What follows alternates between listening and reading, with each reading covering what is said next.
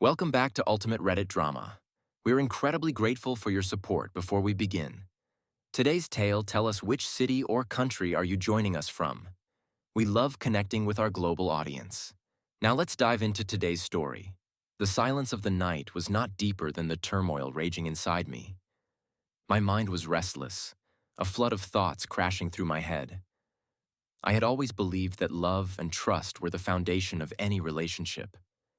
When I first saw Donna, I was convinced that I had found the best partner for my life. There was honesty in her eyes, magic in her laughter, and every moment with her felt as if time had come to a standstill. Our relationship was filled with passion. We lived every emotion together, shared every joy, and faced every hardship side by side. But when small things started to change, I ignored them. I thought it was natural for relationships to evolve over time. I convinced myself that maybe the pressure of work, the busyness of life, and the daily grind were causing this coldness in our relationship. But the reality was much deeper. A dark truth I wasn't ready to see. The day everything changed. That night, I was at a bar with my friend Toby. We had recently closed a big deal, and it was our chance to celebrate our hard work. We were enjoying our drinks when a commotion caught my attention. In the corner of the bar, a woman was sitting with a few men. Her laughter was loud, her body language was relaxed, and her long blonde hair had a distinctive mark. A rose tattoo on her shoulder. It took me less than a second to freeze. That tattoo. It looked exactly like Donna's tattoo. But it couldn't be her. She was in Houston on a business trip. I had seen her leave for the airport myself. I tried to convince myself that it was just a coincidence. But when the woman stood up and her clothes, a short skirt and a loose top, became clear to me, I felt a slight jolt. If she didn't look exactly like Donna, I would have dismissed the thought immediately. But the way she glanced at me for a moment and gave a faint smile awakened something inside me, an unfamiliar suspicion. "What's wrong, Bob?" Toby looked at me. "Nothing, just trying to recognize someone," I responded quickly. The woman walked out with two men, one black and the other Hispanic. The three of them left, laughing. But before she stepped out, she turned back one more time, her blue eyes meeting mine. I could hear my heartbeat in my ears. I immediately called Donna. The phone rang, but then it went straight to voicemail. That was unusual. She always picked up or at least sent a message right away. Now my mind was racing. I called the hotel in Houston where Donna was supposed to be staying. The receptionist informed me that she had checked out that morning. How was that possible? Donna had told me she was still in Houston. If she wasn't there, then where was she? And the most important question, was she the same woman I had just seen? I texted her, "How are you? Everything okay?" A reply came within minutes. "Just exhausted. It was a long day." My heart pounded. If she was in Houston, why had she checked out of the hotel? And if she had, why hadn't she told me? I sent another message. "Which hotel are you staying at?" Her reply, "Where else?" The same one as before. A lie. Now my suspicion was turning into certainty. I calmed myself and decided that I would confront her only when she had no way out. I needed proof. From doubt to the truth. The beginning of a new battle. When Donna returned home on Friday, I didn't see any change in her expression. She looked normal, tired, but happy. She smiled, hugged me, and acted as if nothing had happened. I could feel that her touch wasn't the same as before. When she went into the bathroom, I quietly checked her belongings. Nothing seemed suspicious, but I had another way. A few months ago, when she lost her phone on a business trip, I had installed a phone tracking app on it. I opened the app and checked her last location. Oklahoma City, not Houston. There was no doubt left now. I immediately hired a private investigator. I needed the truth, not just assumptions. A truth that shook me to my core. In the 2 weeks that the investigator worked, my life was completely turned upside down. He gave me evidence: photos, bank statements, medical reports, and some videos that made my soul tremble. Donna wasn't just cheating on me. She had been living a double life for years. She was part of the adult industry. She'd signed contracts for at least 5 films a year. She had been with multiple men and had undergone 3 abortions, without ever telling me. And the biggest shock came when I saw the doctor's report. Donna had gonorrhea, and I had it too. There was no way forward now. I had to end this game. I was ready to confront her. The night of reckoning. The night was deep, but the fire burning inside me kept me from sleeping. Donna's truth was now laid bare before me. Every lie, every deception, every sin. I stared at the report in my hand, the one that detailed her medical history. Gonorrhea. She had infected me, and yet she had continued sharing my bed, smiling like nothing had ever happened. A storm raged within me. Anger, pain, and disgust surged through me all at once. I had never let her lack anything. I had given her love, respect, and in return, this is what she had given me? It was time to corner her with her own lies. On Sunday afternoon, Donna came back home. That same old smile was on her face, but now it repulsed me. She tried to hug me, but I pulled away. "What's wrong?" she asked, confused. "Sit down, we need to talk," I said coldly. She hesitated, but then slowly sat across the table. I placed a folder in front of her. She glanced at it, then looked into my eyes. "What is this?" "Open it and see," I said, keeping my voice emotionless. As she flipped through the pages, the color drained from her face. First, the hotel bills, then the phone location tracking report, then her medical records, and finally, her contracts from the films she had participated in over the past 3 years. Her eyes wavered like a trembling lake. "Alex, this—" "Just don't lie, Donna," I cut her off. "I know everything." She was silent for a few seconds, then took a deep breath. "Okay," she said in a cold voice. "So, now what?" "Now what?" I let out a bitter laugh. "You're asking me that? Do you really think I'd stay with you for another second?" "Alex, listen." "No, Donna, you listen. I gave you everything. I trusted you, and what did you do? You betrayed me over and over again. You lied to me at every step, and worst of all, you gave me a disease because loyalty meant nothing to you." She trembled, but I showed no mercy. "And this wasn't just physical betrayal, Donna," I said. "You sold your soul. You signed away your dignity in a contract. You left your husband in the dark while you lived in another world." Tears started falling from her eyes, but I didn't care. "I never hid anything from you, Alex." "Don't say it!" I slammed my fist on the table. "Don't you dare say that! 3 pregnancies and 3 abortions? Were they my children, Donna?" She trembled and stayed silent. "Answer me," I demanded. She slowly shook her head. "I don't know. Maybe yes, maybe no." My blood boiled. "Maybe?" I let out a bitter laugh.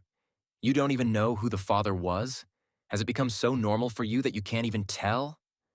She was trembling now, her breathing heavy. "Alex, I love you." "Do you really think that matters now?" I said, sliding the divorce papers toward her. She hesitated as her eyes scanned the papers. "Divorce?" "Yes, Donna," I said. "And trust me, this is the lightest punishment you're getting." There was fear in her eyes. "What if I don't sign?" she asked in a shaky voice. I smiled and pulled out another folder, placing it in front of her. "Do you know what this is?" I asked. She flipped through the pages and her face went pale. "An FBI case?" "Yes," I said. "You know that your contracts with Stanton weren't just limited to the film industry. You know exactly who you were dealing with. And you also know what kind of illegal activities they're involved in." She was completely shaken now. "There's already a case against you, Donna," I continued. The only way to save yourself is to sign the divorce papers and try to protect your own life. Otherwise, she pushed back from her chair, walking around the table toward me. Alex, please, she whispered, reaching for me. I raised my hand. One more step, and this deal is off. Desperation filled her eyes. What did you think, Donna? I whispered. That I would take everything you did? That I would let you sleep with other men and still consider you my wife? She had no answer. Sign it. With trembling hands, she picked up the pen and slowly signed. A cold smile crossed my face. Good choice. Just as she placed the pen down, the door swung open, and 2 federal agents walked in. Donna Carson? The fear in her eyes turned into a chilling reality. You are under arrest for sex trafficking and multiple other felony charges. Anything you say can and will be used against you in court. Satisfaction spread across my face. Donna turned to look at me. Her eyes filled with helplessness, regret, and deep sorrow. But I felt nothing. You're just reaping what you sowed, Donna. Tears welled up in her eyes. Alex, it's too late now. The agents cuffed her and led her outside. I took a deep breath. Today, I was free. A lingering shadow. After Donna was taken away, an eerie silence filled the house. This was the same home where her laughter once echoed, where we once dreamed of a future together. But now it was just an empty structure. Hollow, lifeless. I slowly picked up the divorce papers with her signature. It was real. She was gone from my life forever. But the story wasn't over yet. Even with Donna gone, an unsettling feeling lingered inside me. Something was unfinished. A threat still loomed over me. I opened my closet and pulled out the folder containing Donna's bank statements. Over $500,000. Money that wasn't in any of our shared accounts. Where had this money come from? Was it from her work in the adult industry, or was it something more? I picked up my phone and called James Hammer, my private investigator. James, I need you to dig deeper into Donna's financial records. Got it, Alex. I'll put my team on it. I hung up the phone and took a deep breath. Now all I could do was wait. That night, as I lay in bed trying to sleep, I suddenly heard a strange noise at my door. I slowly got up and walked toward the door. Someone was there. I grabbed my gun and opened the door, but no one was there. Then my eyes fell to the floor. There was an envelope lying there. I picked it up and pulled out a photograph. It was an old picture of Donna and me, but a red X had been marked over it. It was a threat. But from whom? Todd? Stanton's people? Or someone else lurking in the shadows, watching my every move? My mind started racing. I had thought everything would be over once Donna was out of my life. But maybe this was just the beginning. A new nightmare begins. The next morning, James called. Alex, you need to come to my office immediately. I found something that's going to shock you. I grabbed my keys and drove straight to James's office. Sit down, James said, his eyes serious. What is it? I asked. He placed another folder in front of me. The $500,000 you saw in Donna's account. It's black money. This wasn't just from her films. It came from something much more dangerous. I opened the folder and started reading. Donna was handling secret financial transactions for certain people through Stanton. I frowned. What do you mean? I mean, James said, that she wasn't just in the adult film industry. She was involved in money laundering and international trafficking operations. My blood ran cold. You're telling me she wasn't just making money, she was moving money for gangsters? Not just gangsters, James said. According to the government, she was working for some very dangerous people. My head was spinning. So that's why the FBI wanted her arrested. Fine, that explains Donna, I said. But what does this have to do with me? James took a deep breath and slid another document across the table. Alex, your name is in these documents too. My heart stopped. What? Some of the money transferred through Donna's account is linked to your bank account. Bullshit, I snapped. I never transferred anything. Maybe not, James said, but she was using your name, and now the people who were after her, they're after you too. A cold sweat formed on my forehead. This wasn't just about a divorce anymore. Now my own life was in danger. A threat too close to home. I left James's office and drove straight home. Just as I reached my front door, my phone rang. Unknown number, I answered. Alex, a deep, menacing voice spoke on the other end. Who are you? Get ready to pay for what you've done. The call ended. A chill ran down my spine. This wasn't just about Donna's punishment anymore. This was a fight for my own survival. Time was slipping through my fingers like sand. I sat in my chair, staring at the documents James had laid before me. Transactions linked to my account, transactions I had no knowledge of, were enough to make me look guilty. But the scariest part wasn't the evidence. It was the voice on the phone. Get ready to pay for what you've done. Who was he? And why was I his target? I had a feeling this wasn't just Stanton or Todd. There was something else. Something bigger. Something that had yet to fully reveal itself. I rechecked the locks on my doors and windows, making sure no one could get inside. My thoughts drifted to my son. He had no idea about any of this, and I wasn't going to let him get caught up in this mess. But my worst fear was about to come true. My phone buzzed with another unknown number. A message appeared. If you want your son to stay safe, stay put and don't ask questions. My heart stopped for a moment. Then rage filled me. But beneath that rage was fear. I couldn't afford to lose my son. I immediately called James and told him everything. He was silent for a moment before saying, Alex, we have to assume that every move you make is being watched. We need to change the plan.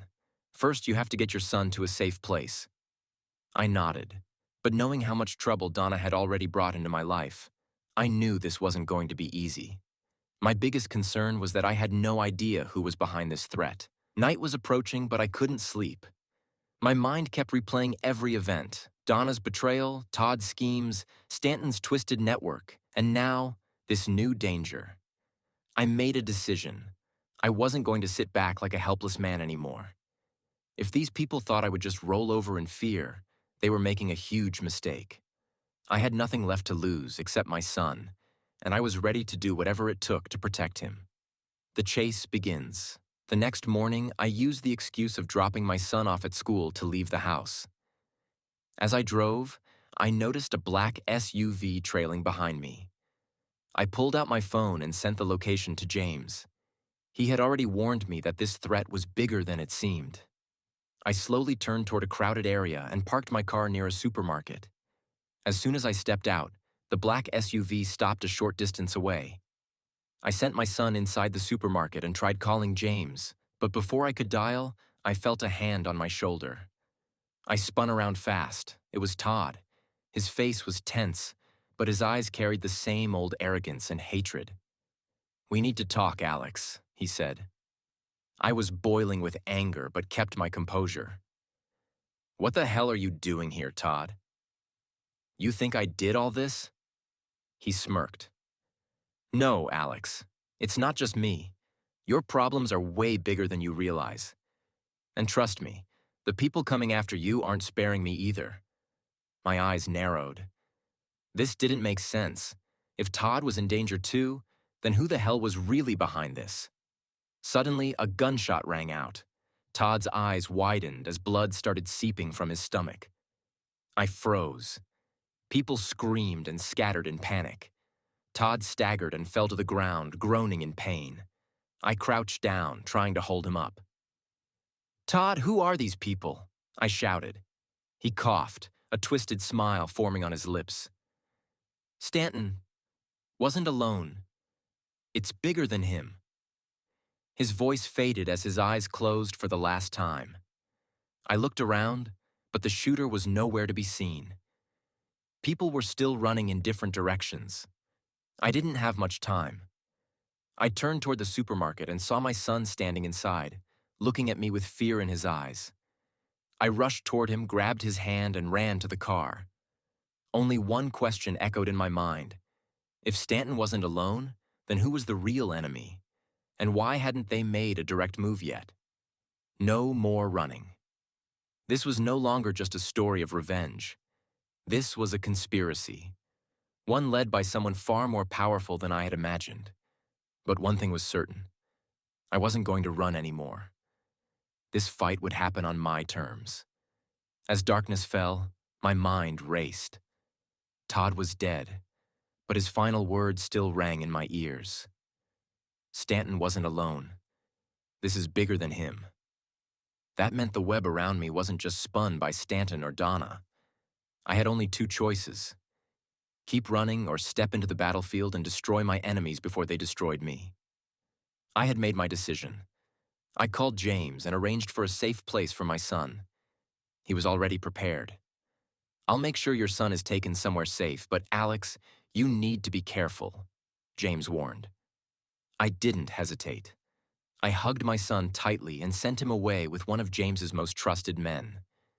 Now I was completely alone. But at least now, I could fight without fear. The mastermind reveals himself. At around 11 that night, I sat in my house, gun in hand, replaying everything that had happened. My wife had betrayed me. Todd had tried to ruin me. Stanton had turned my life into hell. And now, there was someone else. Someone behind the scenes, pulling all the strings. Then my phone rang. Unknown number. I answered.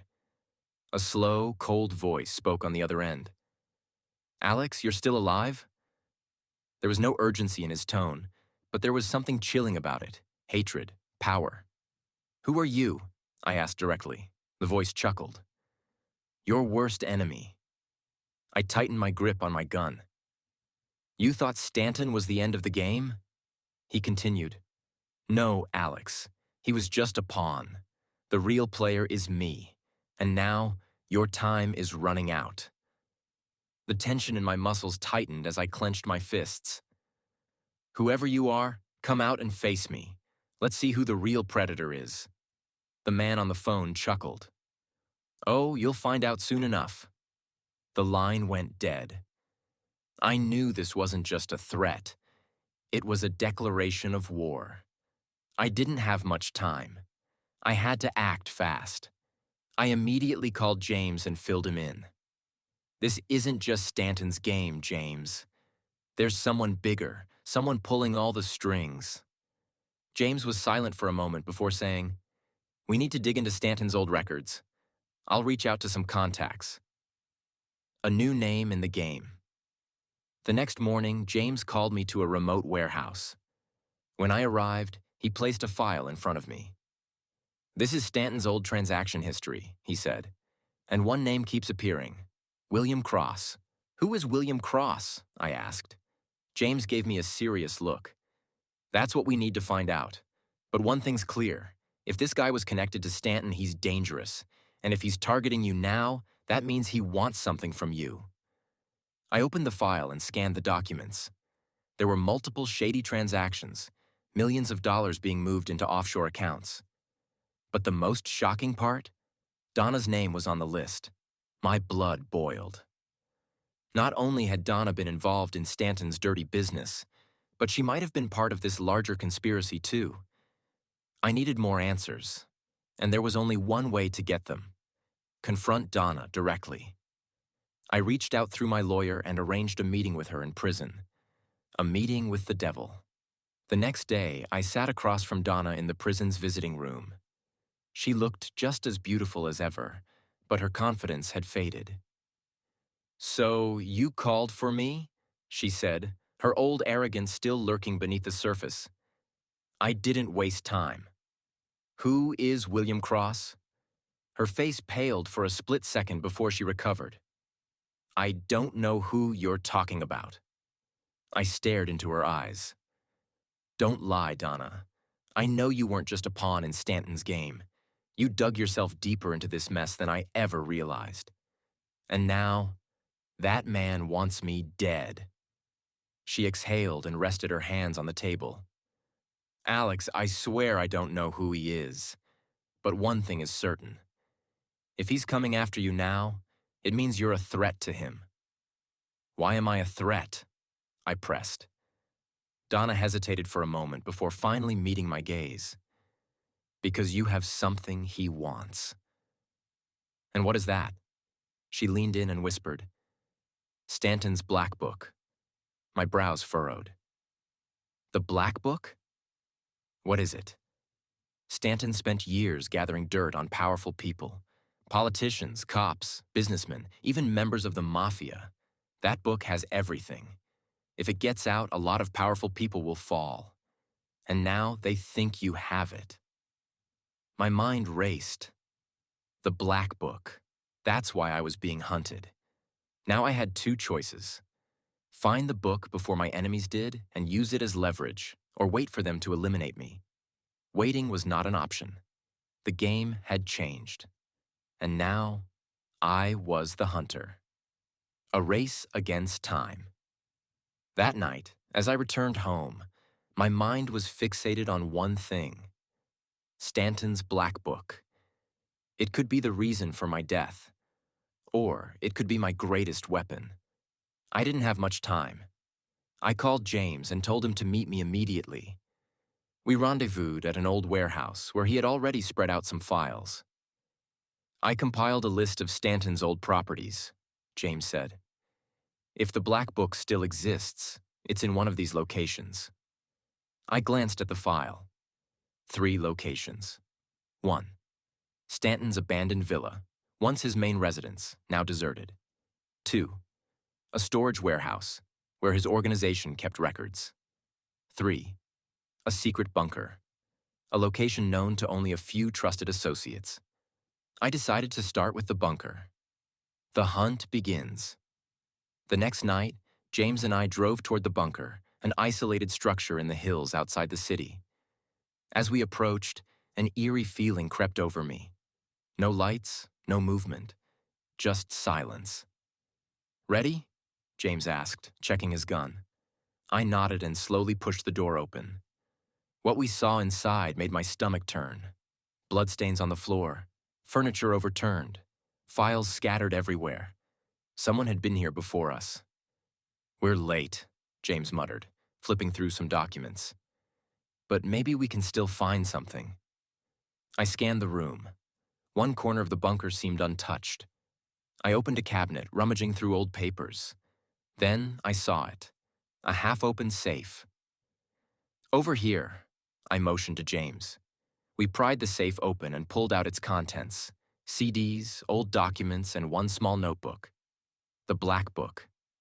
This might be it, James whispered. I flipped through the pages. Names of high-profile figures, politicians, police officers, CEOs. Their dirty secrets, illegal deals, and hidden crimes were all documented. But one name stood out. William Cross. Under his name, it said, the mastermind. My grip tightened. He's the real player, I muttered. James exhaled. And now he knows we have this book. Suddenly we heard footsteps outside the bunker. James and I immediately drew our guns. A shadow moved near the entrance, then a voice. Alex, we knew you'd come here. Now you have one chance. Hand over the black book and we'll let you live. I looked at James. He understood. There was no negotiating. Ready? I whispered. Always. And then we opened fire. As soon as the gunfire erupted, the entire bunker shook with the deafening sound of bullets. Chaos surrounded us, but we held our ground.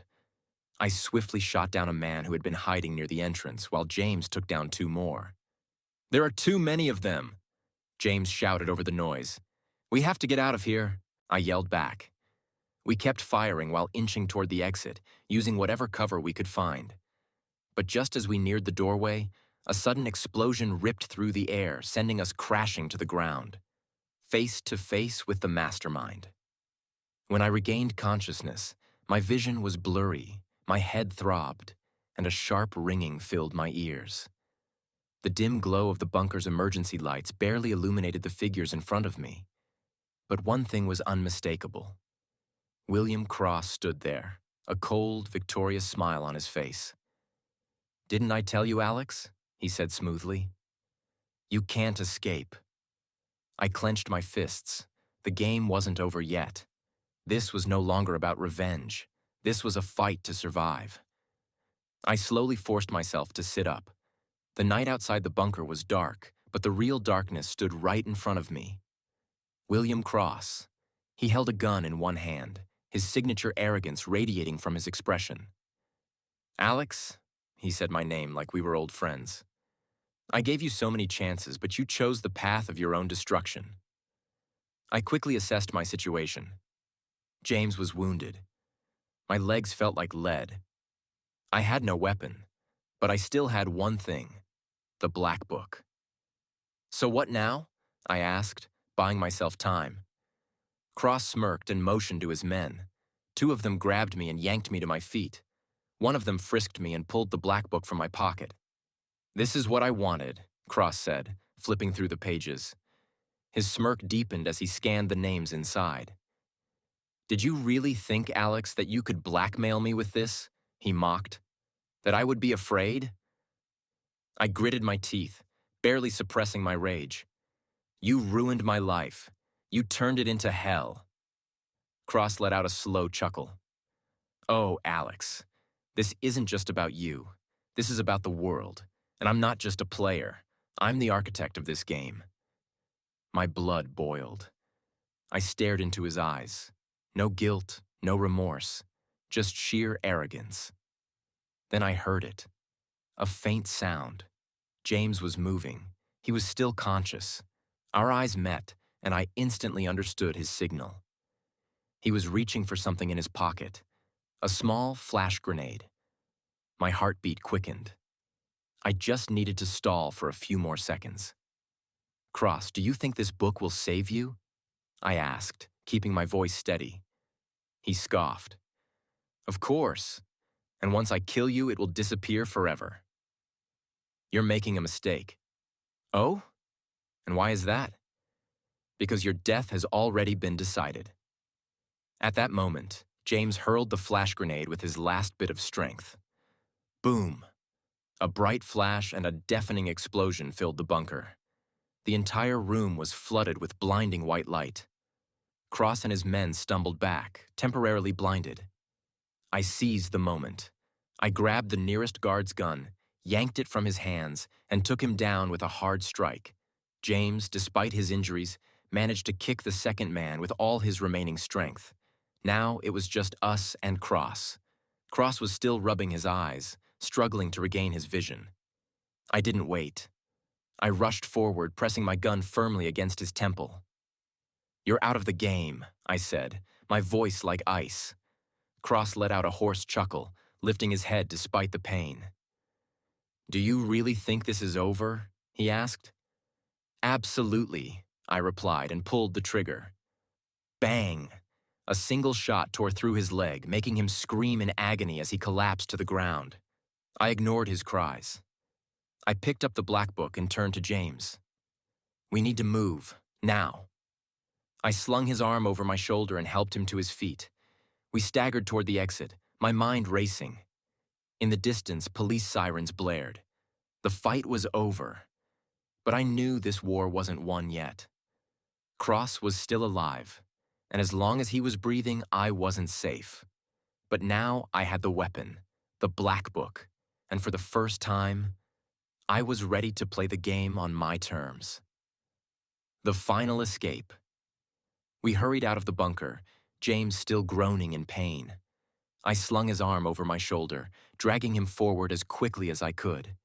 In the distance, the red and blue lights of police cruisers flashed. We had to reach them before Cross's men regrouped. The air still reeked of gunpowder and smoke. My ears were ringing from the explosion, but my senses remained razor sharp. Every corner was a potential threat. We pushed forward, step by step, every muscle screaming for relief. The police were just a few yards away when, bang! A gunshot rang out. I instantly shoved James down and dove for cover. A bullet whizzed past our heads. I turned quickly. Cross's men were still after us. Shit! I gritted my teeth. We had two choices, fight or run. Alex, don't leave me behind, James murmured weakly. Shut up. We're getting out of here, I growled. We had only one option, fight our way out. I raised my gun and fired back. Bang, bang. One man dropped. The second ducked and returned fire. His bullet barely missed me. I clenched my jaw and dragged James forward. Then, suddenly, police gunfire. Drop your weapons, a voice shouted over a loudspeaker. I turned. The cops had spotted Cross's men. We were lucky. The police immediately engaged them, giving us an opening. I sucked in a sharp breath and pulled James forward. Almost there, just a little more, I grunted. Our lungs burned, our hearts pounded. The police fired warning shots into the air, forcing Cross's men to retreat. We pushed ourselves one last time and finally reached the police barricade. Stop right there, an officer shouted, aiming a gun at us. I instantly raised my hands. We're not the enemy. We have evidence, I shouted back. The officer hesitated. I slowly reached into my pocket and pulled out the black book. This can end everything, I said firmly. For a moment, the officer studied me. Then he took the book and gave a single nod. Get them to medical. Relief washed over me. We had made it. 3 days later, I woke up in a hospital bed, my arms wrapped in bandages. The world outside was bright, the sun rising over the horizon. James was still unconscious in the bed beside me, but the steady beeping of his heart monitor told me he was stable. Cross was now in police custody. But I knew this wasn't over. That man wouldn't go down without a fight. The black book was now in police hands, and they had already begun hunting down the powerful names listed inside. But that was just the first step. A soft knock on the door interrupted my thoughts. I turned my head and saw a police officer step inside. Alex, he said, his voice serious. We need to ask you a few more questions. I took a deep breath. All right, I said quietly. I straightened up in my chair, taking a deep breath. The police officer sat across from me, placing a thick file on the table. I glanced at the cover. My name was written on it. Alex Carter. We know you gave us the black book, and thanks to it, we've uncovered several crucial leads, he began. But we need the full truth, Alex. I met his gaze. The full truth? I repeated in a calm tone. Are you sure you're ready for it? The officer nodded. We need to know everything. Cross, his network, your role in it, and how James got involved. I clasped my fingers together, thinking for a moment. Then I finally spoke. It all started the night I first heard Cross's name. My life was ordinary. My wife had betrayed me, I had left her, and I was trying to rebuild. Then I got a call. A stranger told me that if I wanted the truth, I needed to come to a secret meeting. The officer leaned forward slightly. Who made that call? At the time, I didn't know, but now I do. I fixed my cold gaze on him. It was James. The officer's eyes widened. You're saying James was already involved? Number James was just as in the dark as I was, but he was following his own trail, a different puzzle. And that puzzle led him straight to Cross. The officer jotted something down, then looked back up. Go on. When I arrived at the meeting, I realized Cross wasn't just one man. He was a system. A network that had its claws deep in the city. Drugs, prostitution, human trafficking. He was behind it all. And then I found something I wasn't looking for. The officer narrowed his eyes. What? The truth. I exhaled slowly. My wife wasn't just cheating on me. She was part of this system. It wasn't just an affair. She was working for them. She took money to keep it hidden, lied to me for years, and dragged my entire life into darkness. The officer took a deep breath. So, you wanted revenge? No, I said immediately. Revenge wasn't on my mind. But then I realized it wasn't just my life that was destroyed. Cross was a disease spreading through the entire city. And to destroy a system like that, I had to become part of it first. The officer checked his notes. So, how did you get the black book? Cross trusted me. He thought I wanted in on his world. He let me into his operations, but I knew from the start it was a trap. I played the long game, infiltrated deeper, and when the moment was right, I took his biggest weakness, the black book. The officer studied me. Did you know this could get you killed? I let out a small laugh. When you're a pawn in someone else's chess game, the only way to survive is to turn yourself into a king. I took the risk, and now Cross and his empire are crumbling. The officer closed his file and sighed. You know, Alex, what you did was unbelievable. But that doesn't mean you're innocent. I stared at him. I never claimed to be innocent.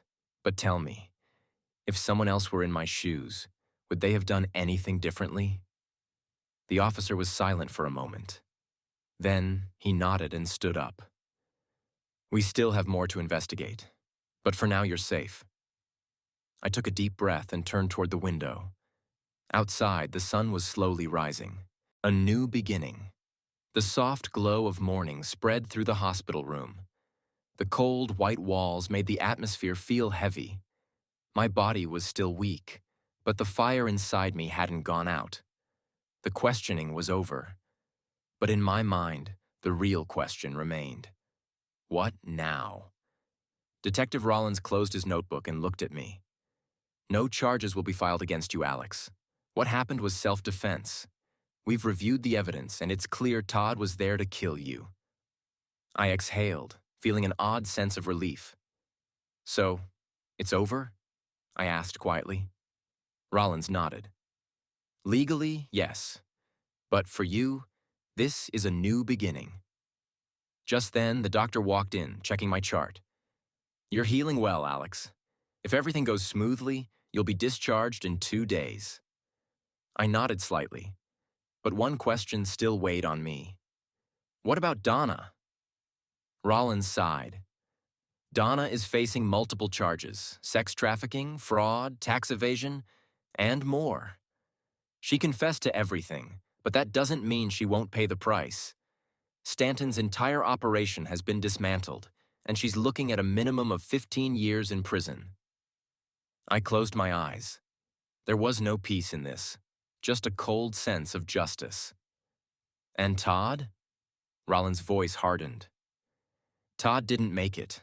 That night, when he attacked you, he sealed his own fate. By the time we got there, it was already too late. I showed no reaction. Todd was nothing more than a ghost now.